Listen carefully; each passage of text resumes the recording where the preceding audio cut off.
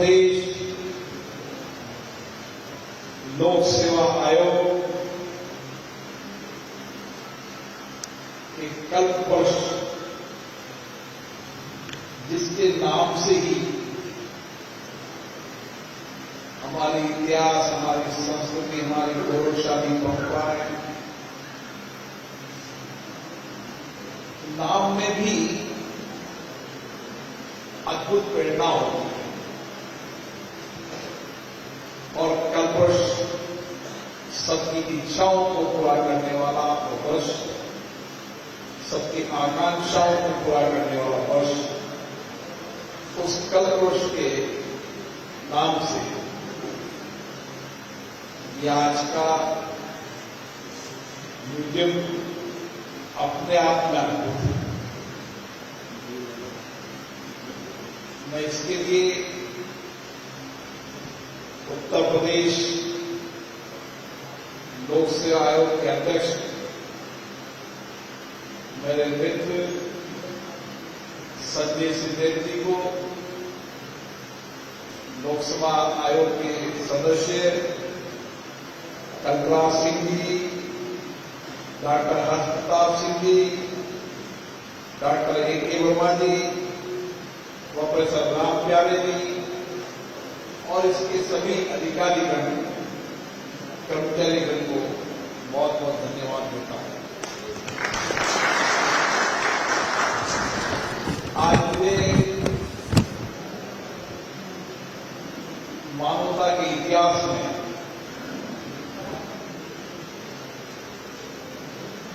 सबसे बड़ा, करोड़ों लोगों की आस्था, विश्वास का ये दिव्य अद्भुत कुंभ, इसमें आने का सौभाग्य मिला। इसकी दिव्यता भी अद्भुत है। सैकड़ों वर्षों बाद हमारी पीढ़ी को यह सौभाग्य मिला और ये सौभाग्य इस धरती पर मिला है जो यमुना गंगा सरस्वती का संगम की धरती है, जो सांस्कृतिक विरासत, आध्यात्मिक की धरती है, जो धरती स्वतंत्रता आंदोलन की धरती है, सामाजिक बदलाव की धरती है, ज्ञान की धरती है। इस धरती पर देश भर में दुनिया के करोड़ों लोग बड़ी आस्था के साथ इस महाकुंभ में आए हैं। हमारे संत ऋषि, जिनकी अद्भुत वाणी गूंज रही है, करोड़ों की श्रद्धा है, गंगा गंगा सरस्वती संगम की अद्भुत आस्था है, जो हम सबको दिव्य ऊर्जा दे रही है, आध्यात्मिक शक्ति दे रही है और नए कार्य करने की प्रेरणा दे रही है। मैं आज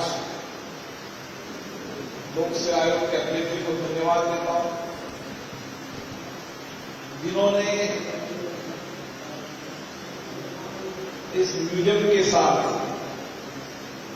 जिसमें आप देखो हर प्रतिमा अद्भुत है, कोई 9वीं शताब्दी की है, कोई 10वीं शताब्दी की है, कोई 11वीं शताब्दी की है।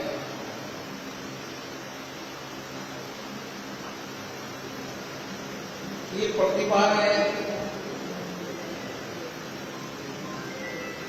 सरदार वल्लभ भाई पटेल, जिनको लौह पुरुष के रूप में, जिन्होंने सिविल सेवाओं के अंदर एक ऐसी योग्यता के अधिकारी कर्मचारी जो देश के विकास में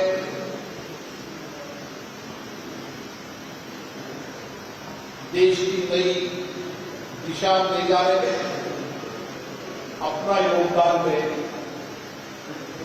ऐसी सिविल सर्विस का नींव का पत्थर रखा।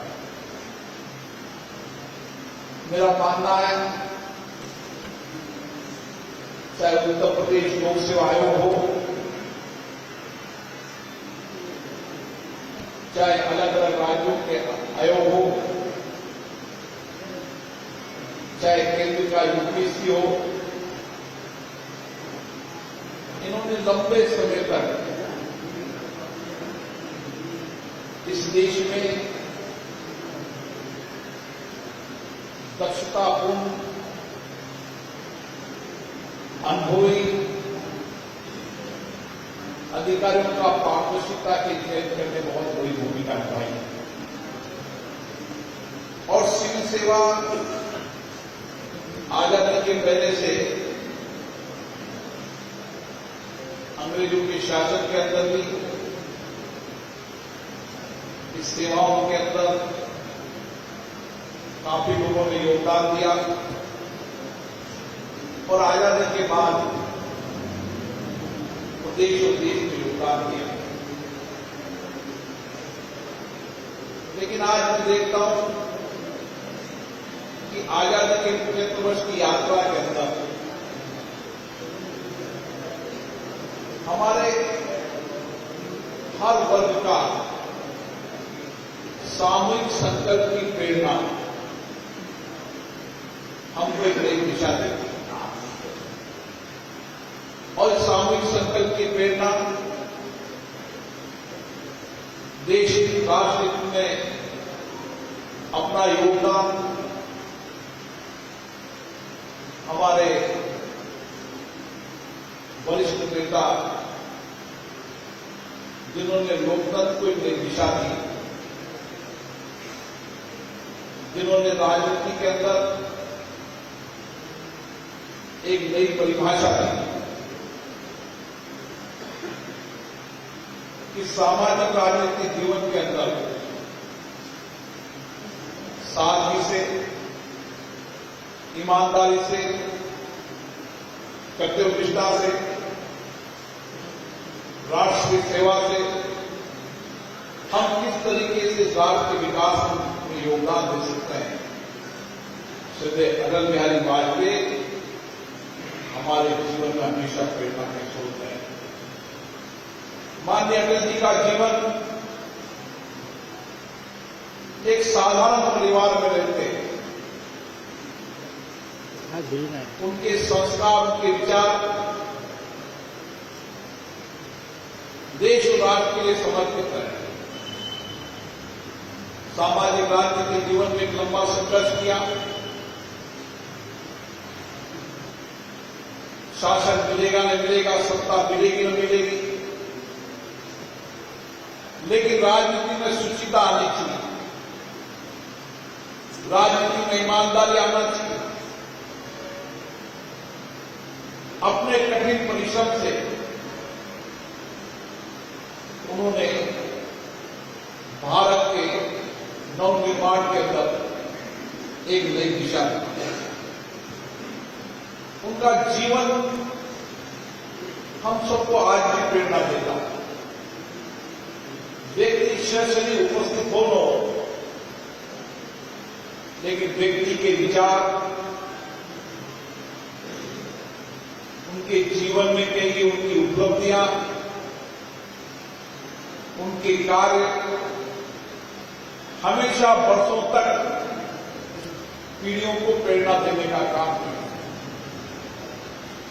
अटल बिहारी वाजपेयी भी भारत के लोकतंत्र के वो राजनीतिक थे जिन्होंने संसद के अंदर लोकतंत्र की एक नई परिभाषा दी। जिंदगी के अंदर सत्ता सबका हासिल करना चाहते हैं, लेकिन सत्ता हासिल करने के लिए उन्होंने कभी राजनीति समझौता नहीं किया। देश को शक्तिशाली बनाने के लिए उन्होंने कभी समझौता नहीं किया। और परमाणु परीक्षण का समय था जब दुनिया के देश परमाणु परीक्षण पर भारत पर टिप्पणी निगाह कर रहे थे, लेकिन उन्होंने कहा कि भारत समर्थ बनना चाहिए, शक्तिशाली बनना चाहिए, उसके कितनी भी कीमत चुकानी पड़ेगी, लेकिन भारत रक्षा के मामले में किसी समझौता नहीं करेगा। चाहे कारगिल का युद्ध हो, चाहे भारत के विकास की नई अवधारणा हो, गांव ढाने से लेकर रोड कनेक्टिविटी तक, सामाजिक समावेशन से लेकर गरीब के जीवन के बदलाव को लेकर उनके कार्य आने वाले लंबे समय तक हमें प्रेरणा देते रहेंगे। और इसीलिए उनका व्यक्तित्व इस राजनीतिक जीवन के अंदर वर्तमान और भावी पीढ़ियों के लिए प्रेरणादायक है। मुझे खुशी है कि माननीय अटल बिहारी वाजपेयी जी के जन्म शताब्दी को उत्तर प्रदेश लोक सेवा आयोग में कल पुरुष के म्यूजियम के साथ जिसको नई पीढ़ी देखने आएगी तो नई प्रेरणा लेकर जाएगी। नई प्रेरणा भारत की संस्कृति की होगी, भारत के आध्यात्मिक ज्ञान की होगी, भारत की पुरातन शिक्षा की होगी और लौह पुरुष सरदार वल्लभ भाई पटेल का जीवन और अटल बिहारी वाजपेयी के जीवन की प्रेरणा की हो। और इसीलिए एक विचार कि किस तरीके से हम नई पीढ़ी को क्या नया प्रेरणा देना चाहते हैं, ये प्रयागराज की धरती तो शिक्षा ज्ञान की धरती रही है। और इसीलिए मैं कह सकता हूं कि उत्तर प्रदेश लोक सेवा आयोग में नए कीर्तिमान रचे हैं।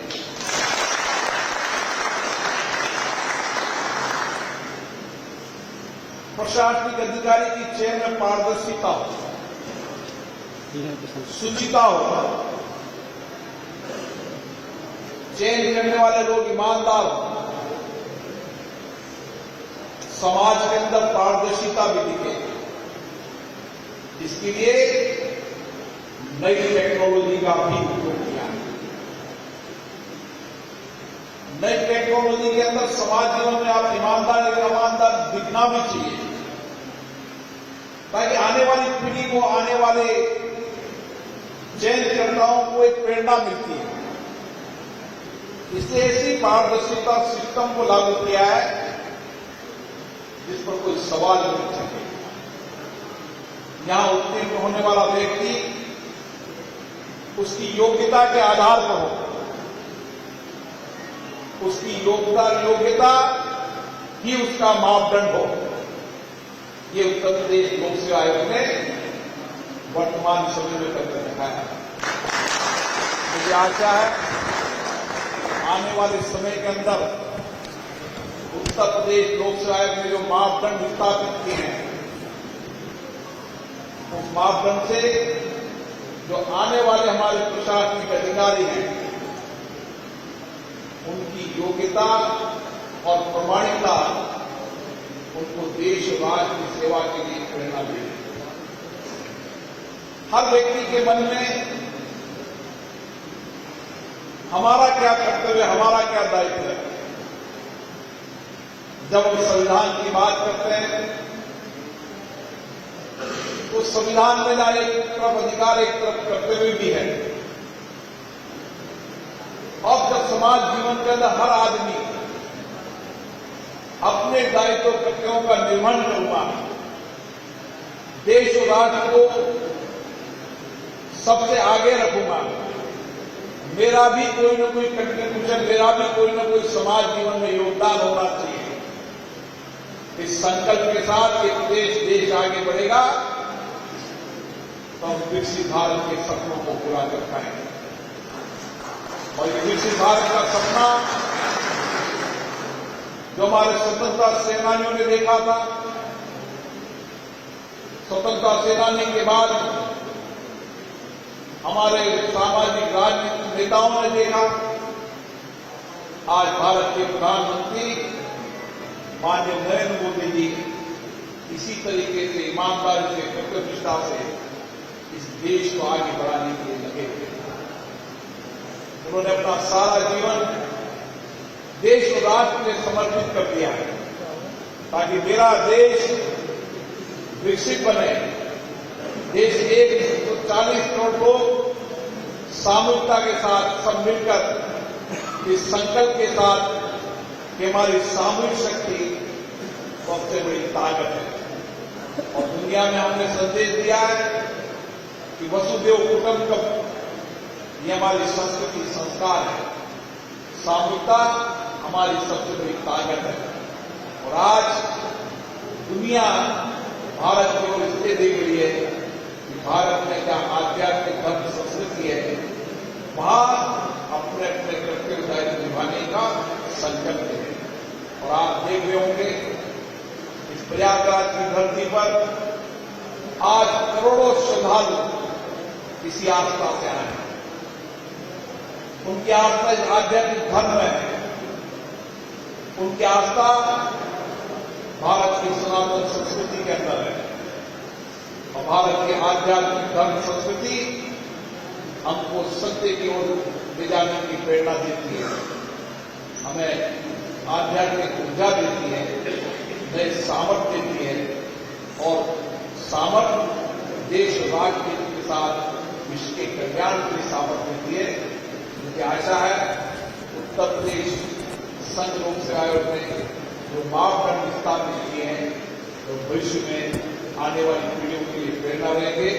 और उत्तर प्रदेश लोक सेवा आयोग के लिए भी ये मापदंड आने वाले सभी चेयरमैन और मेंबर के लिए एक प्रेरणादायक होंगे। पुनः आज का दिन आपके लिए विशेष रूप से मैं धन्यवाद देता हूं कि आपने माननीय अटल बिहारी वाजपेयी जी की जन्म शताब्दी के साथ अपने इस कार्यक्रम को शुरुआत किए। और जन्म शताब्दी पर देश भर के अंदर अलग अलग हिस्सों के अंदर अटल जी के विचार, उनके कार्य, उनके देश के साथ उनके किए हुए कृत्यों से आने वाली पीढ़ी में प्रेरणा मिले। आप सबको बहुत बहुत धन्यवाद।